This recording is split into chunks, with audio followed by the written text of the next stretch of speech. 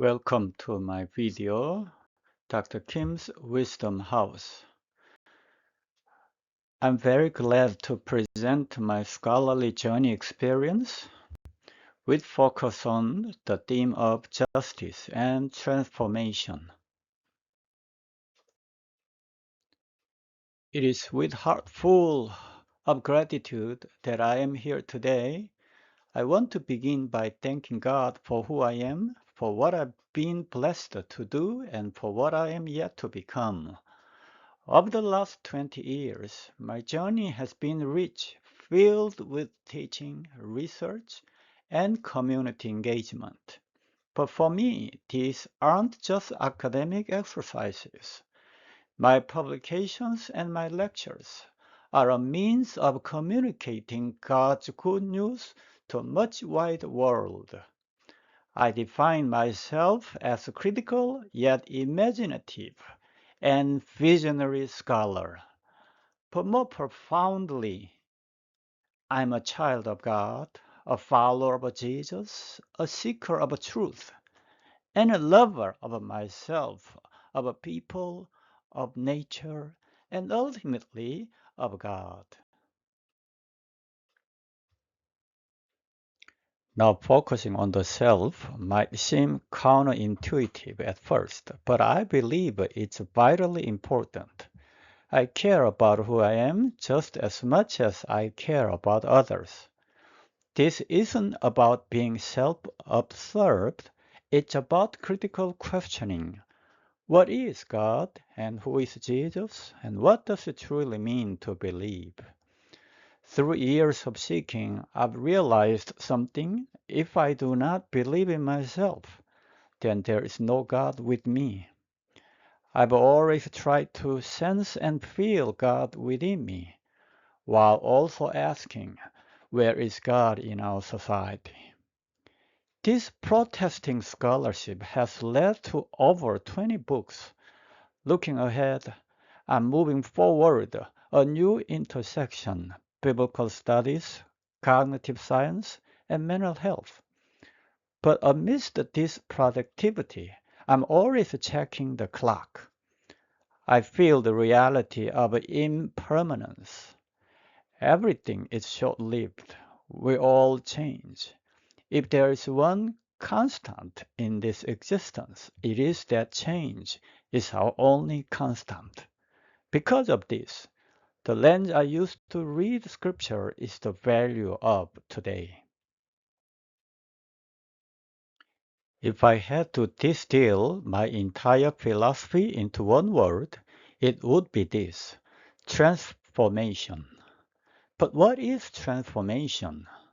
To me, it means finding an authentic self in deep connection with God and others. We talk about societal change all the time, but we seldom delve into our own transformation in a holistic sense. I want to ask you a question that might seem simple, but is actually a mystery. What am I? Each of us is a small universe, a unique creation of God, a mystery waiting to be explored. And at the very core of this exploration, at the heart of transformation, is justice.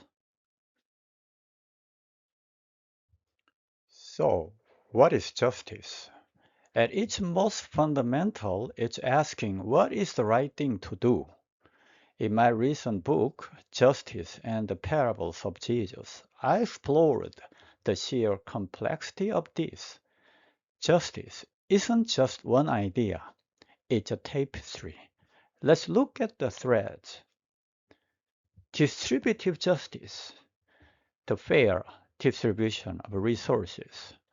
Attributive justice, ensuring hard work earns its due reward. Procedural justice, transparency and fairness in our systems. Social and racial justice, confronting discrimination and the deep hurt of racism. Restorative justice, healing individuals and returning them to wholeness. Compensatory justice, remedying financial burdens due to wrongs. Retributive justice, establishing justice through proportional punishment and strict accountability for wrongdoers. Global justice, global solutions for global issues. Environmental justice, creating a cohabitating environment for all creation. For me, justice has profound theological root. It isn't just a social construct. In Hebrew, we see mishpat. In Greek, dikaiosune. These are derivatives of righteousness, tzedakah. This belongs to God. It is God's character. When we say God is righteous, we are talking about God's steadfast love, unwavering faithfulness, and protective hand. In Matthew 5, Jesus tells us God is impartial. He sends rain and sunshine to the good and the bad alike. Jesus' mission was to fulfill this righteousness. The call to us is clear because God is so loving. We must live lives worthy of that righteousness. We often overlook how much Jesus and Paul centered their teachings on justice. Jesus' good news wasn't just a hopeful thought about heaven, it was a new reality here on earth. To understand this, we look at the parables. These aren't just stories to build faith. They are subversive stories designed to break our normative thinking. The laborers in the vineyard. This isn't about hourly wages. It's about the landowner's radical belief that everyone needs a basic income to survive. It challenges our idea of fairness. In the parable of the talents, this isn't about money. It's about work ethic and responsibility. The tragedy of the one-talent person wasn't a lack of profit. It was a lack of effort. In the wheat and the weeds, this is a beautiful lesson in procedural justice.